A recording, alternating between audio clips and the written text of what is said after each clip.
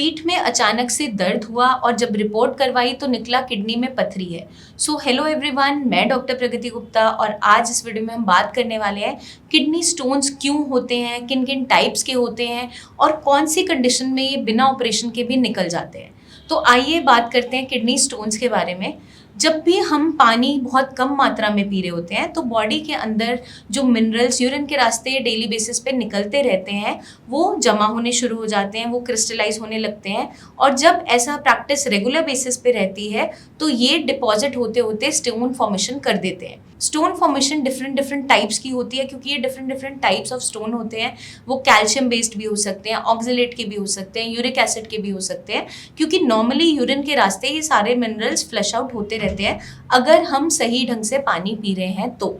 जैसा कि आपने कभी भी देखा होगा कि नमक वाला जो पानी होता है, चाहे हम सी साइड पे देखें, जो सॉल्ट फॉर्मेशन होती है, जब पानी पूरा इवेपोरेट हो जाता है तो नीचे नमक के क्रिस्टल्स रह जाते हैं। Same goes with the kidney. अगर हमने पानी की मात्रा कम रखी है, रेगुलर बेसिस पे पानी अच्छी मात्रा में नहीं पी रहे हैं, तो वहाँ पर स्टोन फॉर्मेशन के चांसेस बढ़ते चले जाते हैं। अब कैल्शियम ओरिजिन के स्टोन्स होते हैं, ऑक्जेलेट के होते हैं, यूरिक एसिड के होते हैं, ये सारे के सारे ही कुछ कॉमन सिम्टम्स देखने को हमें दे देते हैं। जैसे कि जब भी स्टोन फॉर्मेशन होगा आपको अचानक से पेट दर्द इतना तेज बनेगा जिसे एक्यूट एब्डोमेन कहा जाता है, और ये ज़्यादातर रेफर्ड पेन बन रहा होता है, मतलब आपके यहाँ से पीछे घूम के कमर की तरफ आएगा या कमर से आगे की तरफ आ रहा होगा। मोस्टली आपको यूरिन में जलन सी बनती है, यूरिन पास करते हुए दर्द महसूस होता है या बहुत ज़्यादा डिस्कम्फर्ट होता है, इतना पेन होता है कि आप सहन नहीं पाते हो। वॉमिटिंग, नोजिया या डिस्कम्फर्ट बनना शुरू हो जाता है। कई बार पेशेंट को चक्कर आने लग जाते हैं दर्द के मारे। तो ये अचानक से पेन होता है। फिर वो पेन थोड़ी देर में, जब आप कोई मेडिसिन खाते हो, दर्द कम करने की दवाई खा ली, थोड़ी देर सेटल होता है, लेकिन फिर कुछ समय बाद स्पाइक अप होता है। तो इसको हमें ध्यान में ये रखना है कि अगर आपको कोई भी स्टोन फॉर्मेशन हो रहा है, मान लीजिए 3-4 mm का स्टोन है, छोटा स्टोन है, ज़्यादातर वो आपका अच्छे से अगर आप हाइड्रेशन रखते हैं, पानी अच्छी मात्रा में पी लेते हैं, तो फ्लशिंग के रास्ते ये निकल जाता है। लेकिन अगर स्टोन का साइज बड़ा है, 6 to 7 mm है या 7 mm से ऊपर है, तो ब्लॉकेज होने के चांसेस होते हैं। कई बार आपके ये स्टोन्स यूरेटर के अंदर भी फंस जाते हैं। तो हम कई बार जब भी स्कैन्स करवाते हैं, चाहे आपका सीटी स्कैन करवाते हैं, उसके अंदर नज़र आता है, या अल्ट्रासाउंड में भी कई बार दिख जाते हैं। कुछ स्टोन्स का पता अल्ट्रासाउंड में नहीं चलता, बहुत शैडो लाइक होते हैं या बहुत कंक्रीशंस होती हैं छोटी छोटी, तो उसके लिए हमें सीटी स्कैन करवाना पड़ता है।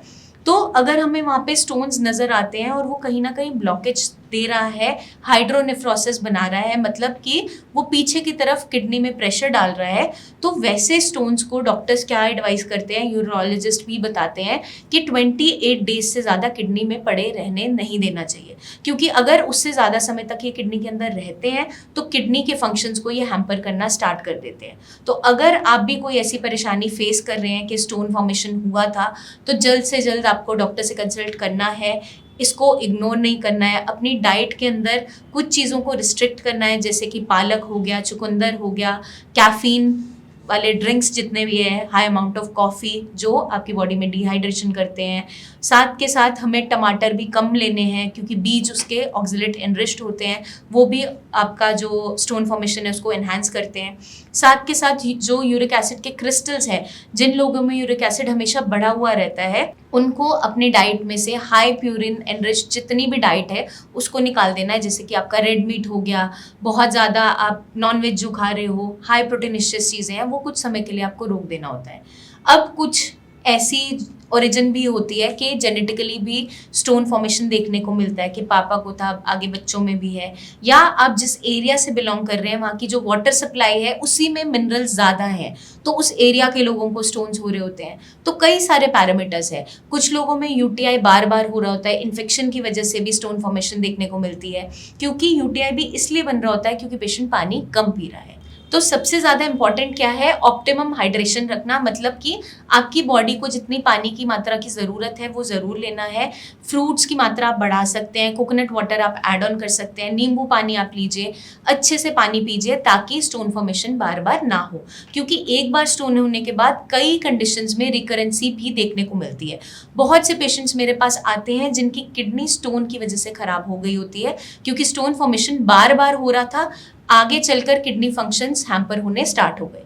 तो पाइलोनेफ्राइटिस भी बनता है, कई बार इन्फेक्शन भी बन जाता है। तो ज़रूरी नहीं है सिर्फ बीपी शुगर बढ़ने से ही किडनी खराब होती है, ये भी एक ऐसा कॉज है जिसकी वजह से आपके किडनी फंक्शंस हैम्पर हो सकते हैं। तो मैं उम्मीद करती हूँ ये वीडियो आपको जानने समझने में मदद करेगी कि स्टोन बनते क्यों हैं, किस किस टाइप के होते हैं और कौन से केसेस में ये बिना सर्जरी के सॉल्व होते हैं।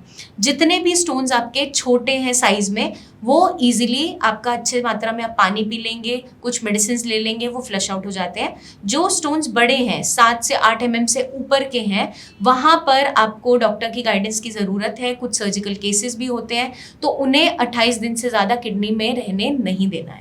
इस चीज़ का खास ध्यान रखना है। जल्दी हम आपसे फिर मिलेंगे, बहुत सी इन्फॉर्मेशन शेयर करते रहेंगे। तब तक के लिए stay hydrated and take care.